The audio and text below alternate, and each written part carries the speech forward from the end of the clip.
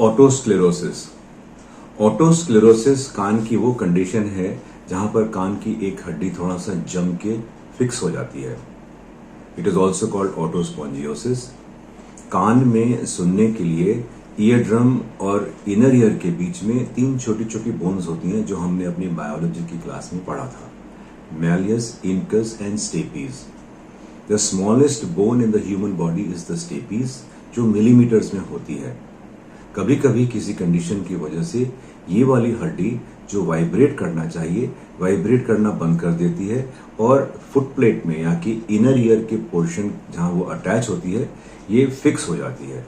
So in a process of ओटोस्पोंजियोसिस और ओटोस्क्लेरोसिस एक focus बनता है जो फुटप्लेट से लेके स्टेपीज को ऐसा फिक्स करता है कि ये हड्डी मूव नहीं करती। हमने ये देखा था कि साउंड वेव्स बाहर से आती हैं, ईयर ड्रम पे लगती हैं, ear drum is set into vibration. Ear drum की वाइब्रेशन से अंदर की मिडल ईयर की बोन्स जिनको ऑसिकल्स कहते हैं ये मूव करती हैं, मैलियस से इंकस, इंकस से stapes. Stapes moves like a piston और पिस्टन की मूवमेंट से वो साउंड ट्रांसमिशन मूव करती है via mechanical energy into the inner ear और द कॉक्लिया। इन पूरी असेंबली को मोबाइल होना चाहिए ताकि हम ठीक तरह से सुन सकें।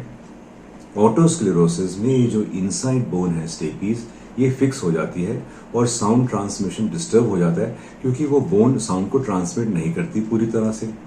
ये डिजीज किसी को भी हो सकती है लेकिन ज्यादातर लेडीज को साउथ इंडिया में और कोस्टल एरियाज में ज्यादा पाई गई है, लेकिन किसी को भी हो सकती है। नॉर्थ इंडिया में भी इस बीमारी को काफी देखते हैं हम और काफी बार इनको ट्रीट करना पड़ता है हमें।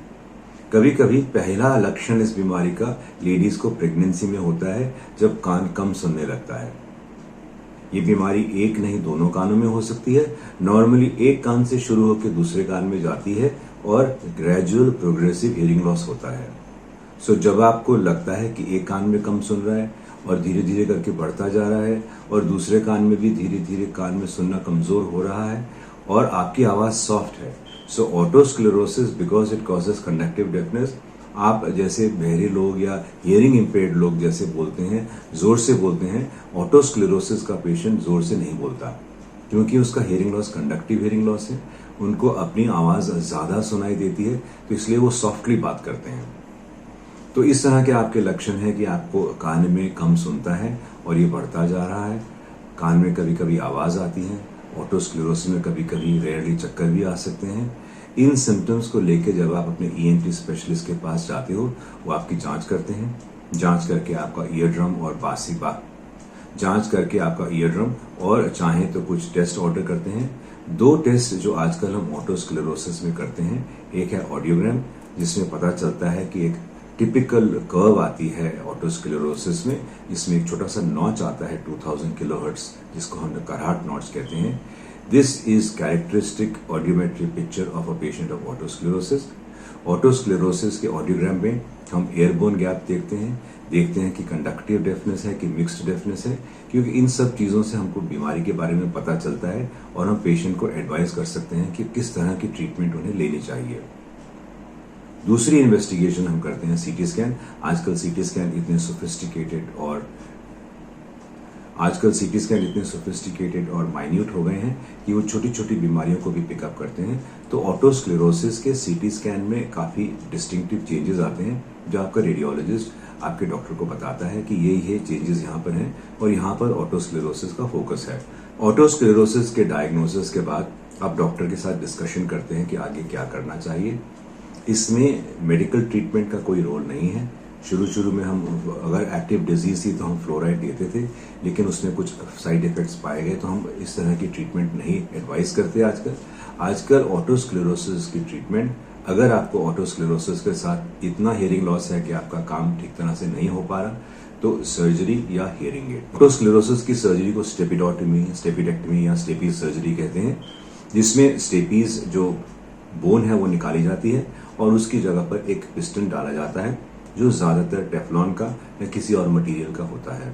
ओटोस्क्लेरोसिस की सर्जरी में कभी कभी हियरिंग लॉस हो सकता है, कंप्लीट हियरिंग लॉस हो सकता है और ये आपका सर्जन आपको जरूर बताएगा काउंसलिंग के टाइम कि surgery is actually the treatment of this disease लेकिन स्टेपीज सर्जरी में हमेशा ये डर या शक या खतरा रहता है कि आपकी हियरिंग पूरी तरह से जा सकती है। बहुत कम पेशेंट्स में होता है, लेकिन खतरा जरूर रहता है। ये आपको ध्यान रखना है सर्जरी के बारे में। ज्यादातर सर्जरी सक्सेसफुल होती है, सेफ होती है और आपको सुनना लगता है। और फायदा सर्जरी का ये है कि सर्जरी डिजीज की प्रोग्रेशन को रोकती है और आप सुनने लगते हो प्रैक्टिकली इमीडिएटली। स्टेपीज सर्जरी के बाद कुछ एहतियात बरतने पड़ते हैं। खासकर कुछ हफ्तों तक हम एडवाइस करते हैं कि आप एयर ट्रैवल ना करें और ज्यादातर स्कूबा डाइविंग या इस तरह के स्पोर्ट या एक्टिविटी जिसमें बहुत ज्यादा प्रेशर चेंज मिडल ईयर में हो, वो हम एडवाइस करते हैं कि आप ना करें, क्योंकि थोड़ा सा वहां सर्जरी के बाद इनर ईयर और मिडल ईयर के मेम्ब्रेन में थोड़ी वीकनेस रह जाती है। अगर आप ऑप्ट करें कि हम हियरिंग एड लगाएंगे, वो भी एक सही ऑप्शन है, उसको भी आप देख सकते हो। हियरिंग एड का फायदा ये है कि इसमें कोई साइड इफेक्ट नहीं है।